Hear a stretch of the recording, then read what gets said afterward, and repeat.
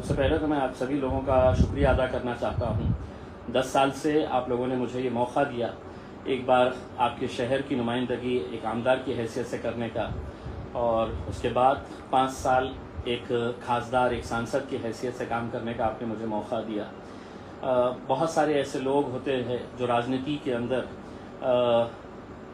اس مقام تک پہنچنے کے لیے سالوں سال محنت کرتے ہیں، لیکن یہ مقام انہیں ملتا نہیں ہے. یہ تو آپ لوگوں کی محبت تھی، اوپر والے کا کرم تھا، اور ایک ایماندار ہماری کوشش تھی کہ جس کی وجہ سے آج ہم نے 28 دن پہلے میں آیا تھا پونا شہر سے، اور یہاں پر یہ اعلان کیا گیا تھا کہ میں MLA کا الیکشن لڑوں گا. آپ لوگوں نے بھرپور تائید کی، ساتھ دیا، اور اسی کا نتیجہ ہے کہ میں 28 دنوں کے اندر MLA بن گیا. پھر جب MP کی بات آئی تو 22 دن پہلے یہ فیصلہ لیا گیا کہ الیکشن لڑیں گے ہم، امتیاز جلیل الیکشن لڑے گا، اور اسد صاحب نے مجھے موقع دیا، اور پھر ایک بار ضلع کی پوری عوام نے میرا ساتھ دیا اور میں MP بن گیا. 2024 کا الیکشن آیا، ہم نے بہت ایمانداری کے ساتھ محنت کی، دن رات ہم نے کام کیے، اور کام کی بنیاد کے اوپر ہم لوگوں کے بیچ میں گئے. ہم نے نہ تو کبھی ذات، دھرم، مذہب یا ایسے مدعے جس کا عام زندگی سے، عام لوگوں سے کوئی تعلق نہیں ہوتا ہے، ان مدعوں کو کبھی ہم نے ہاتھ نہیں لگایا. ہم نے ہر ایک دھرم کے، ہر ایک مذہب کے لوگوں کو ساتھ میں لے کر چلے، اور بڑی خوشی ہے کہ یہ الیکشن کے اندر اتنے سارے لوگ جو ہمارے ساتھ جڑے ہیں. جیت اور ہار کیا ہوتی ہے یہ اس کا فیصلہ تو لوگ طے کرتے ہیں یقیناً، لیکن جتنی محبت مجھے ملی ہے ان 10 سالوں کے اندر میں لفظوں میں بیان نہیں کر سکتا ہوں. بہت سارے مجھے چاہنے والے لوگ یہ امید لگائے بیٹھے ہیں، میرا بھی یقین ہے کہ انشاءاللہ ہم کل جیتیں گے. یہ الگ بات ہے کہ ایگزٹ پول کچھ الگ بتا رہا ہے، لوگوں کے اندر چرچا کچھ الگ ہو رہی ہے، لیکن ایگزٹ پول پچھلے ٹائم میں بھی میرے حق میں تھا، ایسا نہیں ہے. ایگزٹ پول پچھلے 2019 کے اندر بھی کہتے تھے کہ امتیاز جلیل کا جیتنا بڑا مشکل سا ہے. تو میں بہت زیادہ ایگزٹ پول کے اوپر یقین نہیں رکھتا ہوں. سیکرٹ بیلٹ ہے، کس نے کس کو ووٹ دیا ہے کسی کو کوئی پتہ نہیں چلتا ہے. کئی ایسے پریوار ہے جہاں پر پتی نے کسی ایک کو دیا ہے، پتنی نے کسی ایک کو، اور بچوں نے کسی تیسرے کو ووٹ دیے ہیں. تو یہ کہنا بڑا مشکل سا ہے، پتہ نہیں ہے ایگزٹ پول کس بنیاد کے اوپر نکالے جا رہے ہیں کر کے.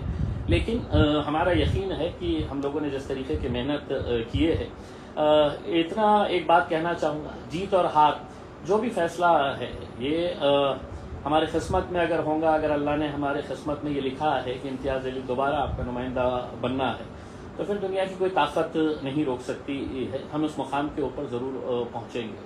اور اگر خدا نہ کرے، اگر سمجھ لیجیے گا کہ کچھ فیصلہ ہمارے حق میں نہیں آتا ہے، تو بھی میں اپنے نوجوانوں سے یہ اپیل کرنا چاہوں گا کہ دیکھیے الیکشن ہے، کوئی زندگی اور موت تک کی بات نہیں ہے. ایک بات یہ ہے کہ اگر ہم جیتے انشاءاللہ اللہ کریم سے، تو یقیناً بہت سارے لوگوں کی محنت، بہت سارے لوگوں کی دعائیں اس کے اندر کام آئے گی. بہت سارے ذاتی دھرم کے، اور خاص طور سے اس ضلع کے یہ جو ینگسٹرز ہیں، انہوں نے جس طریقے سے میرا ساتھ دیا ہے، الگ الگ ذاتی دھرم کے، تو میں ان کا تہ دل سے شکریہ ادا کرنا چاہوں گا. میں اس ضلع سے، شہر سے بہت محبت کرتا ہوں، اس کو ڈیولپ کرنا چاہتا ہوں، لیکن اس کے باوجود بھی الیکشن کے اندر کیا کیا چلتا ہے یہ آپ اچھی طرح سے جانتے ہیں. اگر کسی وجہ سے سمجھ لیجیے گا کہ الیکشن ہمارے حق میں نہیں آتا ہے، تو بھی اس کا مطلب یہ نہیں ہے کہ آپ ہر چیز آپ کے خلاف ہو گئی ہے، اور بہت زیادہ مایوس ہونے کی ضرورت نہیں رہتی ہے.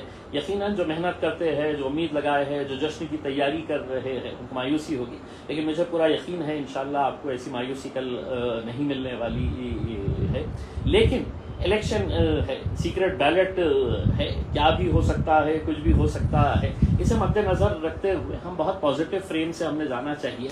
جیتے تو ایسا کوئی حرکت نہیں کرنا چاہیے کہ جس کی وجہ سے کسی دوسرے کینڈیڈیٹ کو یا اس کے چاہنے والوں کو یا کسی اور سماج کو ایسی کوئی ہم نعرے نہ لگائے کہ جس کی وجہ سے انہیں ٹھیس پہنچے.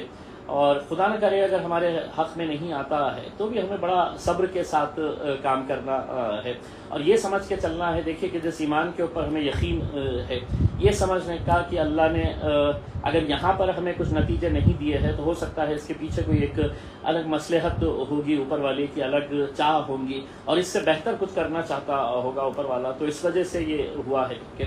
تو اس بات کا یقین تو ہمیں ایمان کے ذریعے ملتا ہی ہے. اس کو پختہ رکھیے گا، اس کو زندہ رکھیے گا اس میں.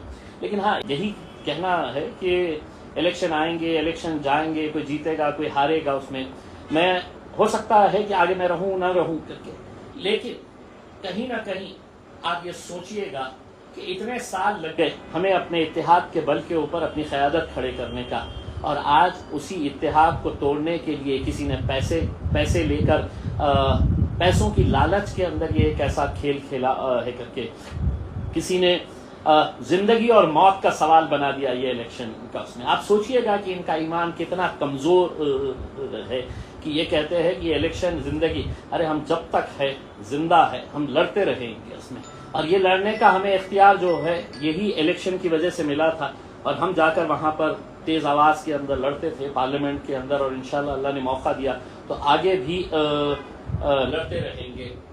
بس جاتے جاتے اتنا کہنا چاہوں گا، اے عرش والے میری ہمت سنبھالنا، کیونکہ دنیا والوں کی بڑی حسرتیں ہیں مجھے گرانے کی. میں تمام نوجوانوں سے ایک بار پھر اپیل کروں گا کہ اپنی امید کو زندہ رکھیے، اپنے یقین کے اوپر اور زندہ آپ مضبوط رہیے گا، عبادت کریے گا، آپ دعا کریے گا. اس میں دعاؤں میں بہت طاقت ہوتی ہے، اور انشاءاللہ جو بھی نتیجہ آئے گا اس کے اندر ہم اسے سر آنکھوں پر قبول کریں گے. اور بہت بہت شکریہ.